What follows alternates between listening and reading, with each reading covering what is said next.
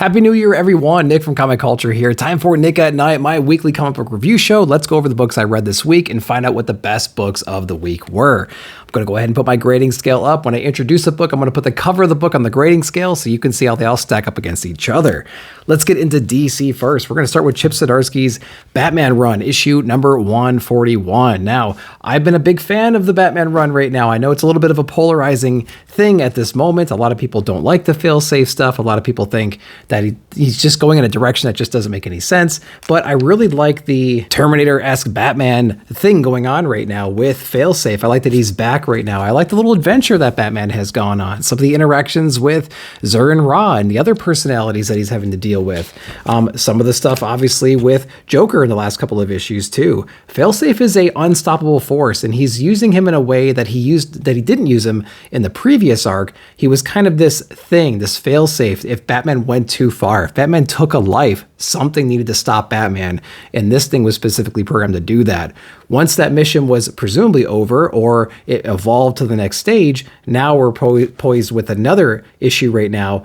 Can this be Batman's replacement? If Batman kind of goes away, what does that look like if failsafe kind of takes over? And is there room for both of them to exist in the same world? So if you like fast-paced, just superhero nonsense going on constantly, amazing art from Jorge Jimenez on here as well. If you dig that kind of stuff, you're really going to enjoy this. It reminds me of the earlier issues of Chip's run with failsafe. So if you like that kind of stuff, you're going to like this one.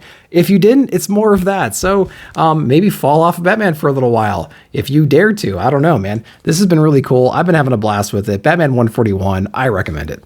Jed MacKay's Moon Knight run, issue number 1. So this is the vengeance of Moon Knight. I actually fell off of Moon Knight several issues ago. I don't know why I fell off of it, to be honest with you. I was having a good time reading it. I was reading it into the teens, I think, and I was having a good time, but something happened. I don't know what happened, but I fell off. But I saw a new number 1 and marketing got me. I saw it was still basically the same creative team. We have Jed MacKay on here, and I'm like, okay, let's jump in the Vengeance of Moon Knight and see what's going on.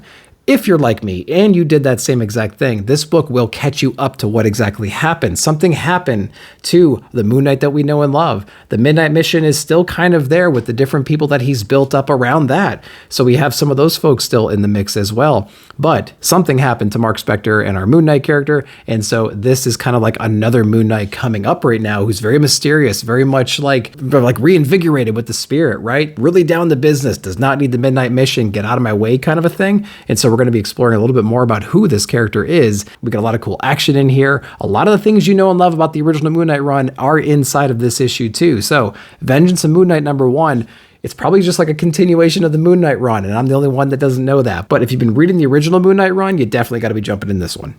Christopher Cantwell's Thanos issue number 2. I don't know why this book exists. I think it's a waste of a character, to be honest with you. Thanos is back. I didn't really know he was gone. He's been gone for a little while right now. And so he's back, but there's so much crap going on in the Marvel Universe right now that who the hell even cares? Doctor Strange is dealing with Oblivion coming to wipe everything out. Nobody else cares about that but the magic users.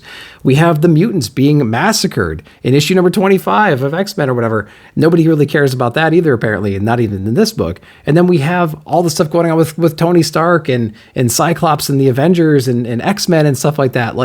Everything is taking a pause. All those storylines are taking a pause. So our new Illuminati group can go take on this Thanos threat right here, which is completely baffling to me. Thanos is trying to recover somebody that he loves and holds dear to his heart. This person doesn't even know who they are. There's some kind of brainwashing or some kind of a psychic block or something like that in this person, but Thanos is going through some pretty extreme means to bring this person back into his life. And the person that we're talking about is not that big of a mystery, really. So it's just kind of funny that they're not really doing a whole lot to mask that person's identity. And again, this is a book that I don't know why it exists. Is it fun and interesting and a cool read? Maybe, I don't know. But again, I would say this book doesn't need to exist. So if you guys are reading this and you know more about it, you know how it kind of fits in the broader scheme of things, we're talking about Marvel. So who the heck knows? Thanos number 2, it's a book. Then we have Gary Duggan on Fall of the House of X issue number 1. First off, really cool art germ cover right there. And I'm excited to get into this because we have the Rise of the Powers of X, I believe, as well coming out. And it kind of reminds me, gets me in the mood of that Hickman era, right? Definitely reminiscent of that, obviously, at least in the namesake. So we have Cyclops here. If you've been following what's been going on inside of the X-Men, Cyclops was captured, Juggernaut was captured, some of them broke out, and Cyclops is kind of on this, heading towards this trial right now, which he knows he will not win. There's some really cool imagery, though, of him approaching the stand and kind of going over here. Of course, humanity hates mutants right now because there's a big lie that's going on right now that they were like poisoning the medication and things like that, and they grew to such a high power, and like Orcus and everybody's like there to save them. I don't know why people would think that, but we get some pretty cool interaction with Cyclops and some of the people that are interrogating him right now. And we also get some cool behind the scenes of the team that was set out to save the day, kind of save him from this trial. So of course we get some Cannibal specials in here, and we get some other cool characters that are involved in this whole rescue mission. And things go a little bit south, and it's kind of interesting to see, of course, how that all plays out. We get some Nimrod action in here too. We get some Krakoa stuff. We got some other classic X-Men characters kind of jumping into battle right now, taking on these Iron Man Sentinels that have been deployed across the world, taking some people out. So we get some cool things in here, but at the end of the day, it's going to be something that's going to need to build out to really kind of get my interest, because it didn't really do enough. There's planting a lot of seeds in this first issue. I'm sure it's going to explode as we go on. Once we get Powers of X, it's going to be interesting too to see how they all interconnect. But we have one issue so far, and it didn't blow me away. What'd you guys think?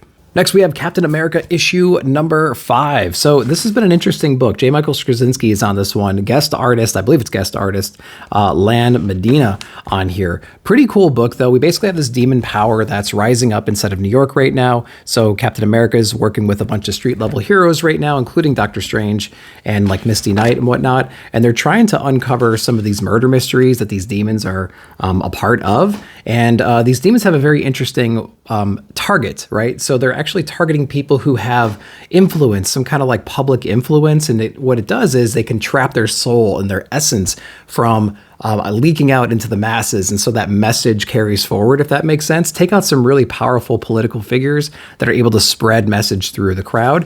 And that's kind of like the essence that they're trying to capture right here. And Captain America is next on the list.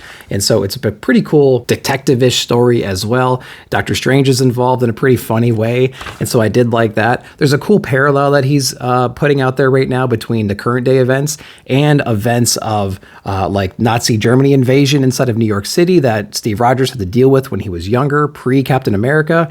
And so there's a lot of cool parallels that they're drawing right there. And so both stories are engaging to me, I think, and they're pretty cool. Lots of action, a lot of cool stuff going on. And yeah, it's got me interested to see what's going on inside of Captain America.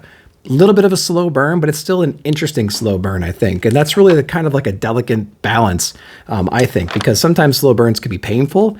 Not this one. This one's actually pretty cool. So yeah, I'm digging Captain America. We're on issue number 5. If you haven't checked it out yet, I recommend doing so. Plus you get a cool Jim Rugg homage cover right here too, so you can't lose. All right, we're gonna jump over to Image Comics. I'm gonna start with Holy Roller issue number 2. We have Rick Remender and we have Andy Samberg on here and Joe Thurman. And this was a pretty interesting book. Issue number 1 was violent. It was gory, had a lot of humor in it, obviously, because Andy's co-writing this thing. And the art was pretty cool. A lot of recognizable characters inside of here. Basically, we have this older guy, used to live in a small town. He was bullied a whole lot. And so he leaves there kind of embarrassed. He does well for himself, but he comes back home. Of course, all those like childhood traumas and bullies come back to haunt him, and he gets in some real big trouble. And he actually kind of becomes a superhero in a way using his dad's bowling ball here. And we're going to learn a little bit more about that, I would imagine, through the next few issues, because I feel like there's something going on there that they haven't quite explained or spelled out just yet. But we have a big revenge mission right now. Some of the guys he was messing with are coming back for some revenge. And of course, more hell breaks loose inside of issue number 2. So again, it pulls over that humor we liked from issue number 1, a lot of the gore and action from issue number 1. And it kind of like establishes our character as a anti-hero or maybe even a hero. He gets a little bit of a costume in there, but not like what we see on the cover so far. So Holy Roller, it's just like a fun action-packed book. It's got some levity to it, obviously. It's silly, it's funny, but yeah, it's not bad. What are you guys thinking of that? James Tynion, World Tree, issue number 6. So we're back from the little break that we had between issues going into this next arc, and this is kind of going down the path of a lot of James Tynion's books that I've been noticing lately. We have these not too complex stories, but like I feel like there's a lot of mystery, like unnecessary mystery around these kinds of things. Nice House in the Lake was another example. Department of Truth is another example. Then here we are again with World Tree. A lot of different characters to keep up with, a lot of relationships to keep up with. He loves to explore the relationships of all the different characters, how they're interconnected, their different histories and things like that. Were they sisters? Were they brothers? Were they cousins? Were they, were they divorced, like couple or whatever? Who knows at the end of this stuff, because there's so many people in relationships to keep up with. Our cool like pirate detective here, she's really cool. She's actually in this book as well. We don't get to see like our cybernetic crazy naked chick that we've gotten used to seeing in all the other books. But issue number 6 was okay.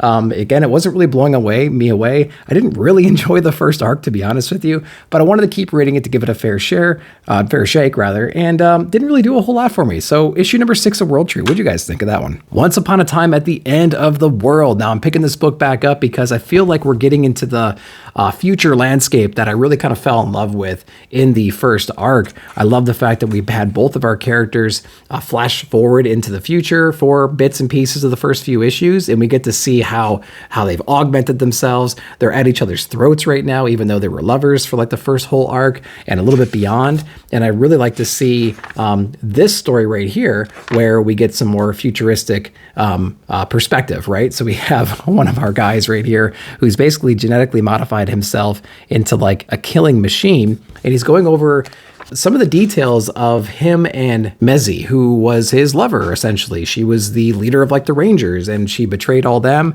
Maybe not betrayed. She escaped that like regime in a way, that group, and she ended up killing a whole bunch of them. But now she's going on a murderous rampage right now, and she's teamed up with a lot of these Ravengers in a way, and they're kind of out for blood. And so there's an inevitable reunion between these two characters that is coming. And yeah, this is what I'm all about right here. This is a really cool issue right here. Lots of action. It's basically set all up into the future. So yeah, we're going to see some really cool stuff coming up in the next couple of issues. So if you fell off somewhere after the first arc, you can jump back on here because we're right back into the action, and it was awesome. From Vault Comics, we had Unnatural Order issue number 2. Now, I think issue number 1 was a free book that came out maybe a couple of months ago, maybe a month ago at this point, and we had another one, which was Beyond Real, I think it was, that came out recently as well. So I'm digging the fact that they're dropping all these number 1s at shops for free, and Unnatural Order issue number 2 is finally out, and we do get a little bit of a context about how issue number 1 could have happened. Now, if you haven't read issue number 1, we're basically in this either alternate dimension or it's a history of the Earth a long time ago, but there's some supernatural things going on too.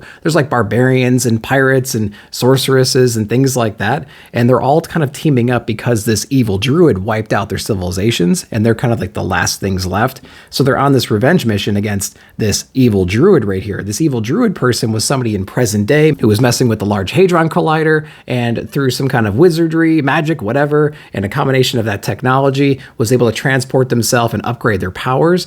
Perhaps they went into the past or a different dimension, but they pulled some of the soldiers that were trying to intervene and stop this person from messing with the collider. And so that's how we got our human in the previous issue. And so they explore that a little bit more. There's some more details that I left out there for you to explore yourself. So, pretty cool concept. I like the different timelines, or the different characters from different timelines clashing with each other. There's obviously a communication barrier there. Our human from present day is speaking in a way that sounds like riddles or magic or beating around the bush to these like ancient people. And I thought their dialogue together was pretty cool. They don't know what guns are, so they're freaked out about that. He doesn't know what like barbarians and wizards are either. So everyone's just kind of on this really uneasy playing field right now. And it's really cool. And they have a common enemy in this weird druid character too. So Unnatural Order, pretty cool book. If you're able to pick up issue number 1, you can probably get it pretty cheap at your shop because I think they got it for free.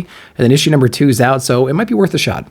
Jumping over to Titan Comics, we have Conan the Barbarian issue number 6. And I got this gold label book because I think it's just like so cute. I love the way it looks. There's a lot of killer covers for this issue in particular. So there's that. So I was a huge fan of the first arc of this book. It's still not a bad arc, but I will say with the change in art direction and a little change in the writing direction, I feel like we don't have the same flavor, same writing team, if I'm not mistaken, on this book. And so it shouldn't feel different from the writing perspective perspective, but it definitely does.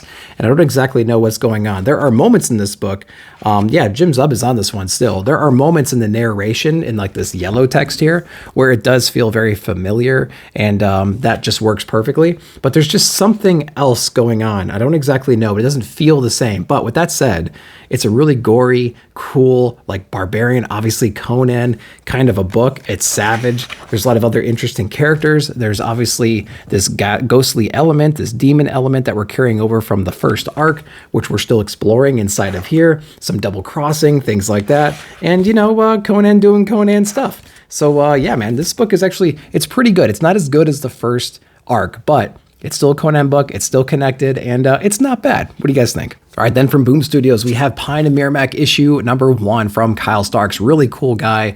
If he's at a con, make sure to say hello. He's really, really personable. I got to meet him over in Memphis, and he's just a really cool dude. So this book was really interested because we have basically this like detective story right here. We have this former fighter, boxer, whatever you might be, and she's now like a private investigator, and they've teamed up to help this little city out. But like most of the cases they get, they're not really interesting, right? They're either like some kind of like adultery kinds of things, or there's some kind of fraud going on. And so they've teamed up, they're madly in love, and they're taking on whatever case they can get. She has a history of a missing sister who was actually murdered, and I think it was unresolved. And so she has this drive to become like a police officer, an investigator, things like that. So that's why she's in the position she's in.